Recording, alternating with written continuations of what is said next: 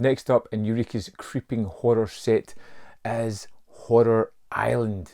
This one has a little bit more fun and playfulness about it. We follow a kind of failed businessman at the start of this one who is not as successful as he wants to be. It's kind of apparent that he had lots of quick get-rich schemes that never quite panned out. He owns a boat, seemingly owns a small island as well, which he runs excursions to because it's a haunted horror island. And he kind of takes people there, and through some situations that are quite fun, he finds a group of people to take to this horror island. Well, for a send-off, that wasn't bad. It sure looks like somebody don't want us to get to that island. Will the rest of your thrills be that noisy, Mr. Martin? Of course, when he gets there, he discovers a phantom who strikes and kills somebody, murders, mystery, all the kind of shenanigans that you would expect in these type of movies. There's a couple of things that I want to talk about in this one. It takes about half the movie before they actually get to the horror island.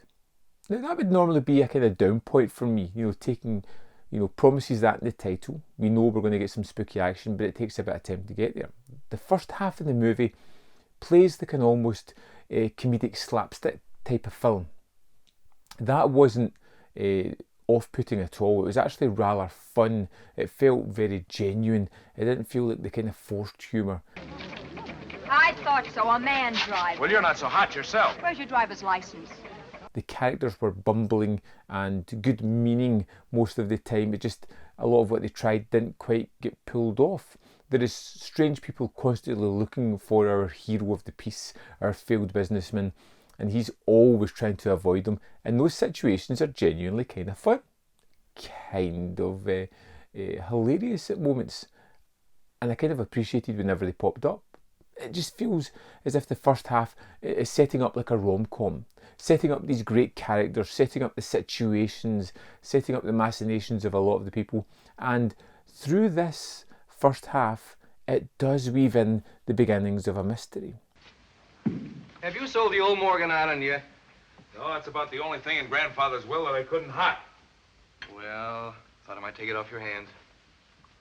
Not that you fully grasp it until we get to the later half, but it does have those plot points being buried in amongst that.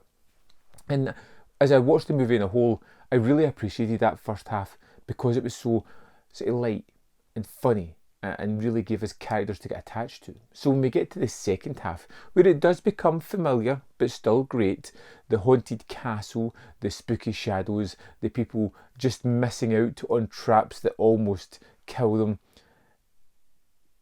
you're invested. I was invested in the characters. I had fun. I found them funny and engaging. I hoped they would survive. I was curious to find out the mystery. So it's a kind of strange movie, as in it is familiar and it does hit a lot of the typical beats of these type of movies, particularly at this time. But because of the good character work, because of the fun situations and the humour that's dotted throughout it, I was really invested within the storyline. A little bit saccharine, a little bit sweet and formulaic. I'm afraid you're doomed to be successful. Do you really think I have possibilities? Sure, look at all this. For a thrill, I'm going to recommend it to all my friends. The thing I'm finding about this set, and I'm seeing it a lot, it really is that much fun. As the anthology discs go for Eureka, these are some of the most entertaining and fun. My favourite, I think, still Inner Sanctum, but this is a close second after that. Even all the Karloff ones, which were sometimes inconsistent, had good movies, bad movies, whatever.